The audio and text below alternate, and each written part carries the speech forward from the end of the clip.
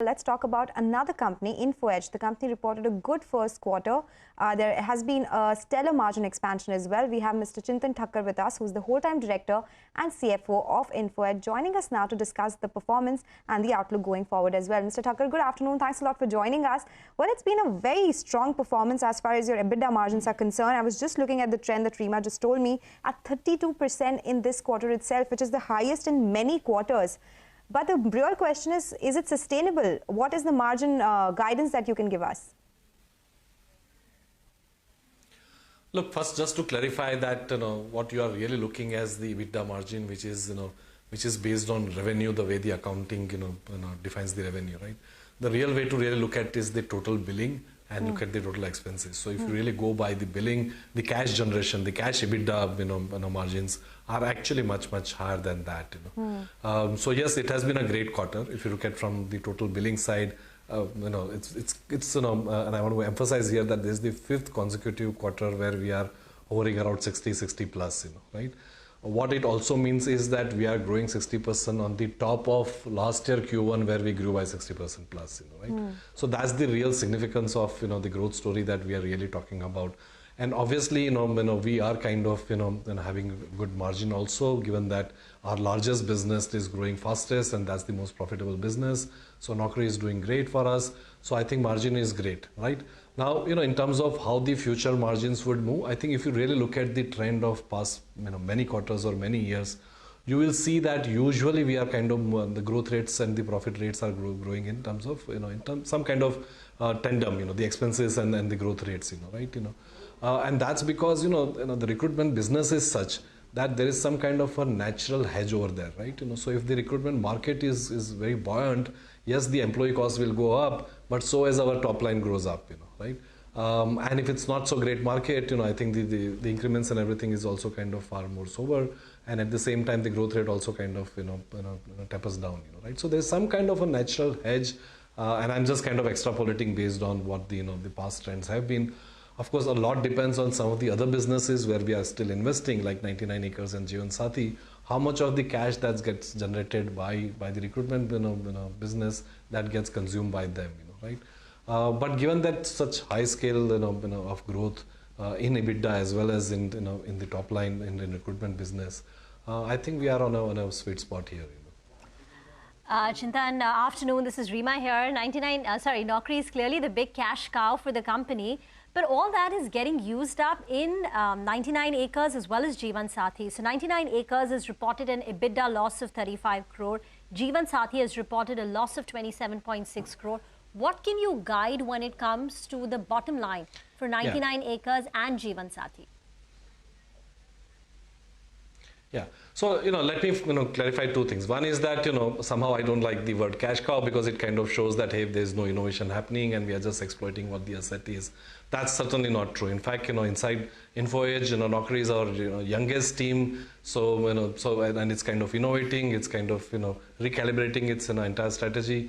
So, so yes, you are right, that there is some part of cash that gets consumed in 99acres and Jeevansathi, but that's not the large part of it, right? So there is overall large cash generation happening at the total company level. But yes, we are at investment mode in a real estate search portal 99acres and in Jeevansathi, and that's likely to continue as we go. So there is some part of investment or reinvestment of or plowing back of that profit in other businesses will happen. But on the whole, we are a very positive cash generating company. Okay. The last time when we had spoken to you, you said that we have gone back to Jeevansathi drawing board and made some changes. Is that something that will continue, and by when do you expect it to actually turn profitable for you? Yeah, well, again, you are right, that's what we said, and that's why probably you are seeing that Jeevansathi, EBITDA losses have kind of really, gone a little higher, is because of that new strategy, right?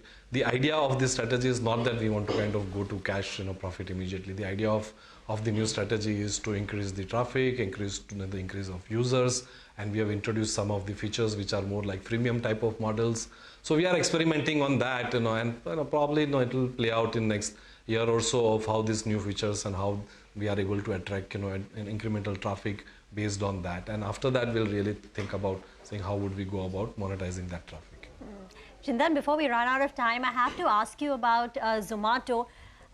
Your vesting period is over, so you are eligible to sell your holding in Somato.